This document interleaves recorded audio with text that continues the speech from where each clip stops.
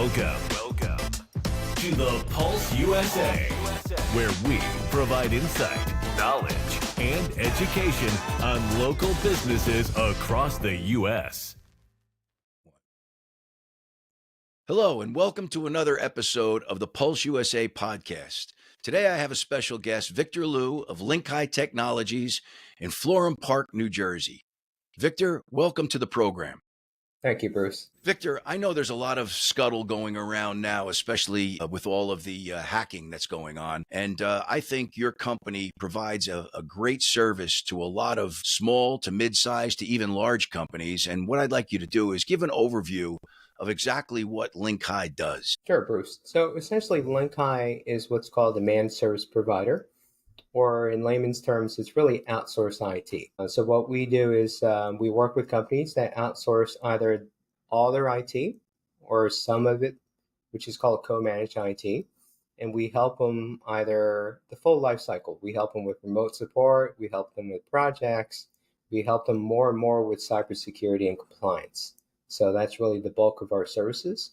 And we tailor it to each client, really depending on your individual needs. Terrific. So if a company contacts you, what happens during that contact point? The first contact is really an assessment. What are you looking for in IT? What's causing you to contact us? Common ones are cybersecurity concerns, or they've been breached. Compliance is a big one. We got a call probably a month ago. Someone calling us said that their biggest client is asking them to fill out a compliance form, which was about this thick, and their current provider couldn't or wouldn't do it. So they brought it to us, and we had to do an assessment, but we filled it out. And this client had to, because their vendor is about 80% of their business. So if they didn't provide that, then they would not be able to do business with that vendor at that point in time. No, it's very common. A lot of our clients, their biggest vendors are Amazon, Walmart, Mondelez, Target. And since you're integrating into their systems to make their ordering process easier or their fulfillment easier, your security has to match theirs. Otherwise, you're a liability to them. I was not aware of that. Wow. So that's a significant protocol that they put in place there in order to do business with them. Yes, I think for our larger clients, that's probably 1/3 of our services. Usually Q4 or Q1 of each year is when we have to fill out and maintain all this compliance for our clients. And you use the term MSP. Why don't you explain to the audience here, what's the difference between an MSP and an internal staff? So MSP is an outsourced provider, and it lends itself to outsourcing just like everyone outsources payroll.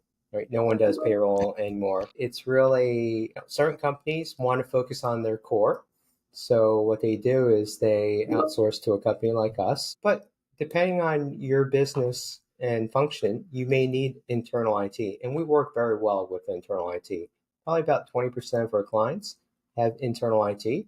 So they can either handle a specific line of business, like your ERP, your inventory, your CRM, that takes specialized experience. Then they outsource all the back-end operations like security monitoring, remote support, projects to someone like us, Link High. So when you're working with internal IT, the individuals inside the company that are actually involved with you don't have to worry about losing their jobs. They should really use you as an extension of their services and what their department does, correct?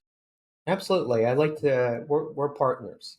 So one of our best co-managed clients has about 2,000 employees. They have a staff of 8 for 2,000 employees. And what they do is outsource their backups and compliance to us. So that allows them to serve their population with their specialized line of business, help them day to day. All the back end stuff like backup, we're doing it for them. We're filling out all the compliance forms that their board of directors requires. So we're actually freeing them up. I think that works very well in terms of the partnership. Absolutely. When I was working in corporate America, the first department they cut usually was marketing. And then the second department was the headcount in IT. And with everybody working from home now, does that make your job more difficult because they're working from home with protecting them at home too? Sure. So this work from home since 2020 has greatly expanded the attack profile. So hackers have not only the office, which traditionally is very easy to protect. You have a firewall, It's really like a moat around your office. Everyone who comes into the castle is well protected. Now you could be working from an internet cafe, which there's Wi-Fi issues. So Wi-Fi security issues, working from home, you could be sharing a network with your child whose computer is totally infected. So it's made security a lot tougher. And we're actually spending probably a third of our time protecting, remote users. So the protection then goes out to whoever the employees are working from home, or if they're even working at a hotel or a remote location. Everywhere. One of our biggest clients are overseas most of the time, so we're trying to protect them the best we can using corporate devices, protecting their Wi-Fi through private VPNs, and also monitoring. So you can assume that hackers are going to find a way through. So monitoring is becoming more and more important. It's like having central alarm monitoring for your burglar alarm. Your burglar alarm can go off all the time. Your neighbors aren't going to care. They're not going to call the police. It's like your car alarm. People Right. just kind of wish you go away, but having an alarm actually helps. Here's a great example. About 4 weeks ago, one of our title insurance clients, we got a notification that someone created an email forwarding rule with specific terms like wire transfer, bank account, settlement. Whoa. We caught it in 15 minutes. We gave the owner a call. We logged into her machine, found that it was there. We deleted those rules. We printed out all the outbound emails for the previous 4 hours just to make sure nothing sensitive went out. But that's proactive. If you don't have a proactive monitoring, it can go on for days. And then that's where bad things happen.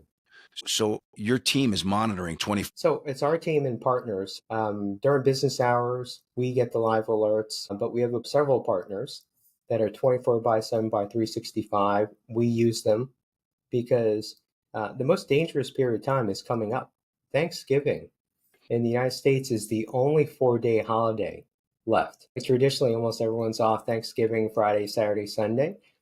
Last year, I think normally we get about 500 to 600 attempts on our clients. I think there were about 3,000 to 3,500 attacks last Thanksgiving during those 4 days because almost everyone's home watching football, eating turkey. So we've actually doubled our staff for this Thanksgiving. Our partners are certainly always working, and we're going to add staff working Thursday and Friday as well. Wow. And is that mostly because of Black Friday, because the day after Thanksgiving when everybody goes shopping, or is that They're because online, so they're more prone to click on emails because there's a super coupon or something that they need to click on quickly. And also mobile. Mobile's a big threat, right? People seem to be more relaxed. They have their guards let down when it's a mobile. So you really want to spend more time looking at your phone before clicking on the link. Does it matter whether you're on an Apple device or an Android device? Does it matter, or they're both the same? In my opinion, I think Apple devices, if they're current and you're updating them, are more secure.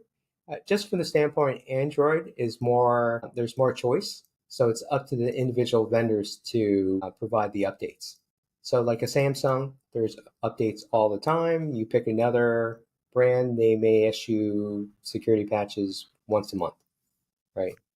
So Apple is just that monopoly. They have central control of everything. Victor, this was terrific information. I think the listeners here should really get a good takeaway from you. How do people get in touch with you if they want to ask you an IT question or they have some IT reasons to contact you? Well, I think the easiest way, you can email me. It's victor@linkai.com. I'll respond personally. If you want to set up a meeting, it's calendly.com/Victor Liu.